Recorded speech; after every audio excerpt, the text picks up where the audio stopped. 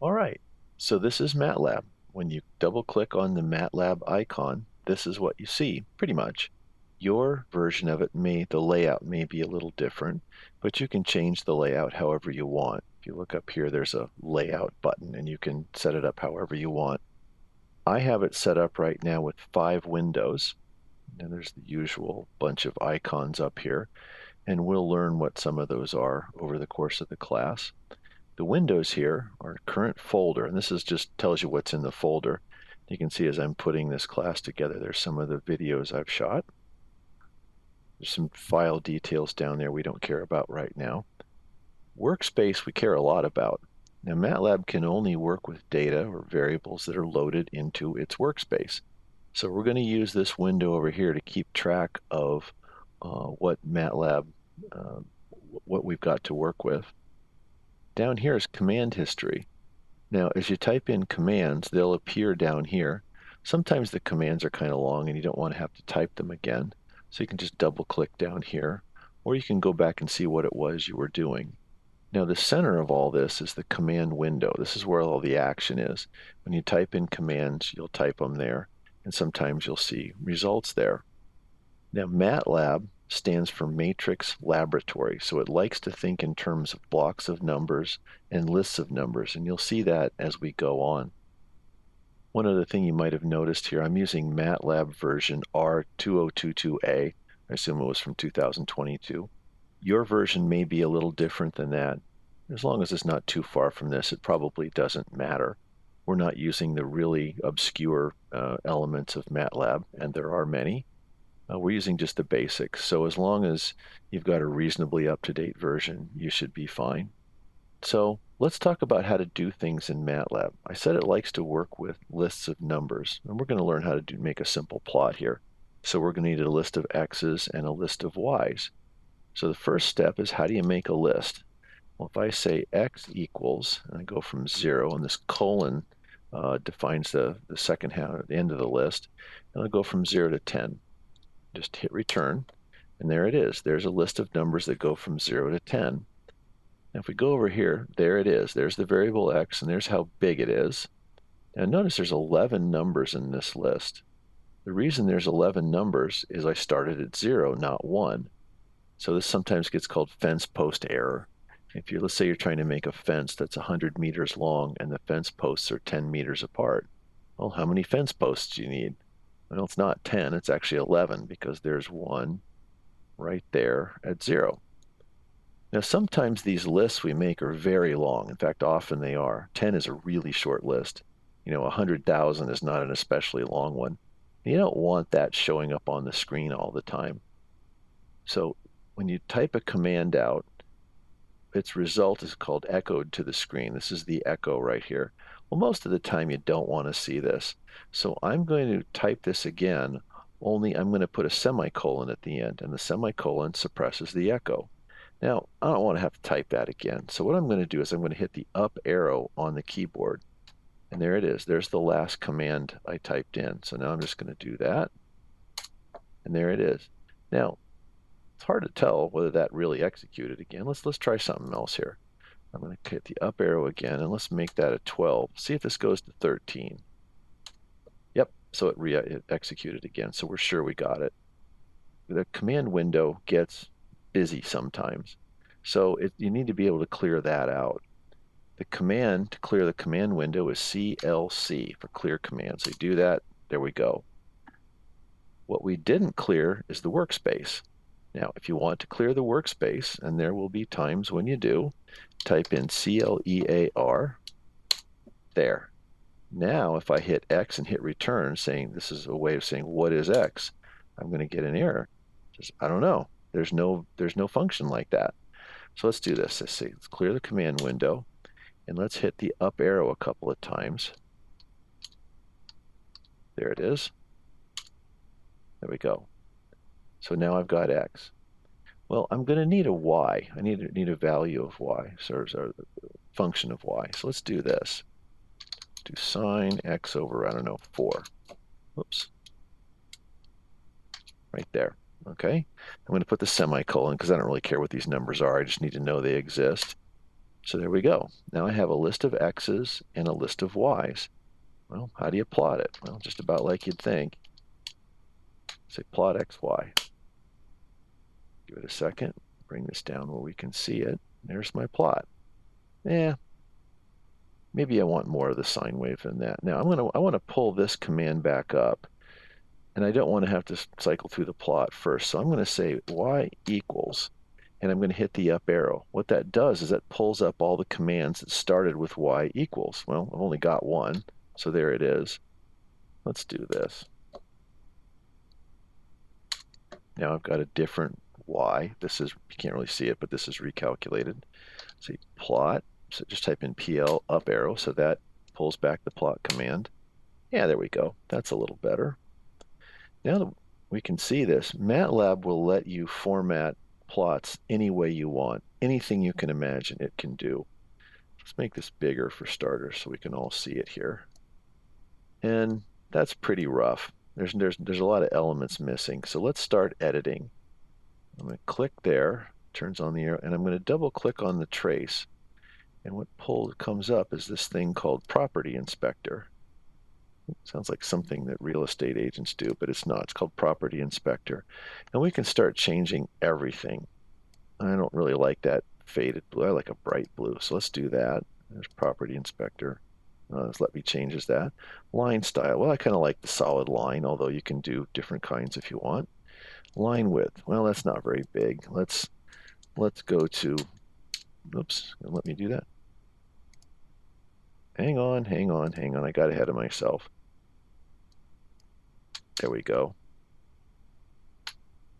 Turn on the num lock here. Let's try this one more time. There we go.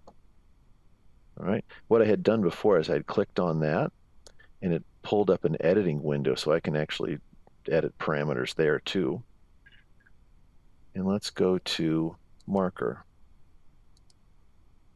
Now I've got markers. And how big is the marker? Well, there's 6. Let's make it 10, so they're bigger. So there we go. Let me get rid of that, turn that off. Now I got a plot. Well, let's see. It doesn't have a grid on it. It would be nice if it had a grid. So I'm going to click down here, type in grid. Okay, now I've got a grid. Now, these points are pretty far apart. That's pretty rough. It would be nice if those points were closer together. So let's do this. Let's make the x's closer together. Right? So instead of going from 0 to 12 in steps of 1, which is the default, let's go to steps of 0.02. All right, there'll be a bunch more. So I hit that. Notice I got 61 steps now, 61 points. So let's type in plot, and it's not going to work. The reason it's not going to work is I didn't recalculate y. The y that's in memory is still the old one. If I want to recalculate y, I'm going to have to execute that command again. So there's y equals, hit the up arrow, do that, and there it is. Now they're the same height, or same length. So I want to do this plot, but let's pull this up. I don't want to have to do all that editing and all that stuff, so I'm going to type in grid here. You can stack commands along a line if you want. Just separate them with semicolons. So there's plot, and the grid is on now. Now, I want this to be bright blue, and I want those zeros to, those little round markers to be there. The plot command lets you put a couple of characters in here. So I'm going to say B, and then a dash, and then a small o, not D, B. There we go. And so that says blue, solid line, and I want to use the circle for markers. These 3 characters can appear in any order, and there's different characters depending on what you want to do. There's different colors. In fact, let's make this red just so you can see. So now it goes red, solid line, and circles for markers, and turn the grid on. So I'm going to execute this now. Ah, that looks very different, doesn't it? Zoom this out. There we go. Now, the axis right there only goes from -1 to 1, and so you can see the plot is actually touching the axis, the upper and limits of the plot, upper and lower limits of the plot. Let's fix that too. Now I'm not going to delete this, I'm just going to shrink it down and type in the command axis. Well, those are the axis limits now. So I can say axis. Now, I have to put a right square bracket in there because what follows is going to be a vector. And this is MATLAB talk for what follows is a vector. So 0 to 12, I do want those. Those are the x limits. Let's go minus 1.2 to 1.2. There. And I need, since that's the start of the vector, this is the end of the vector. So what I actually fed it right there is a vector of 4 numbers. MATLAB loves to think in terms of vectors. So there's the syntax for that. And there, now it looks a little better. Well, can we do labels? Sure. Like say X label, and that single quote starts text. What lives in between the single quotes is text. So X, axis, and there's of course a Y label.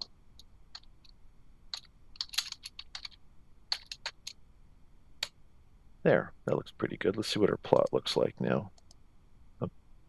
What if I want to change the font? So click there and right click on axis, and there's font. I can change the font, I can change the font size, I can do whatever. So there, I just made the font bigger. Now, one of the nice little features of MATLAB is if I decide to change the font on the x-axis, it changes the fonts everywhere. So let's go to 18, and I don't know what Hobo standard is. Looks like that. Fine, let's do that. There we go. Now that's not very professional, but you see how it works. So we've made a plot here. In fact, I'm finding that offensive. Let's change that back to something else. Not Hobo standard. What did I have before? Helvetica, that looks better. And we'll use 18 point again. Okay, that looks a little more professional, I guess. So what we've done here is we've made a plot, and we've plotted x and y here by making 2 vectors. Let's change x now, or I'm sorry, change y. So clear that. I'm going to clear just y, not x. So there it is. By the way, whenever you ask for a result and you don't assign it a variable, it gets the variable it's assigned to as ANS for answer. I can right click over here and I can just delete there too if I want. So there, now our memory's nice and clean. Let's say y equals, let's say x times sine x. That's a little more interesting. Okay, now this isn't going to work. I'll tell you right now. There, see, it didn't work. MATLAB, I said, likes to think in terms of matrices and vectors. X is a vector, and now sine x is going to be a vector. It's got a length of 61. Well, there are a couple different ways to multiply vectors. Which one do you want? Well, MATLAB doesn't know, and it's telling you. You didn't tell me. I don't know. The 3 that come to mind are a dot product, a cross product, and then just multiplying element by element. That's what I want here. And in MATLAB lingo, if you want to just multiply element by element, you put a period, a dot, right in front of the times. So let's pull that back up. I'll hit the up arrow. Right there, I'm going to put a dot.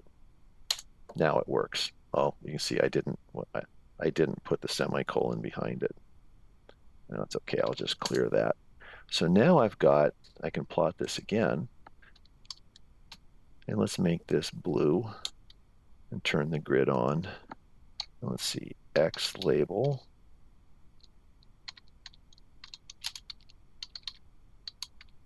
And Y label.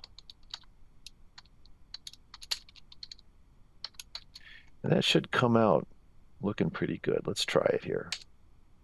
There we go. So we've made a plot. We can rescale it, make it as big as we want. When you want to save the plot, just say File, Save As, and it gives you a bunch of different formats. A FIG file, a .fig file, is a MATLAB file that stores all the information in the plot. You can load a FIG file and you can edit the plot again, just like as if you had just made it. But FIG is can only be read by MATLAB, so there's a bunch of other formats. It's tempting to want to make them all JPEGs. The problem with JPEGs is they're lossy, and they're not very good at getting nice transitions between dark and light, so lines tend to look blurry. TIFF is a way to avoid that. There's a bunch of others in here, so pick whichever one you want. All right, so now we know how to make a plot, we know how to multiply vectors, and we know how to save a plot. That sounds like a pretty good start. So let's stop there and we'll pick it up again next time.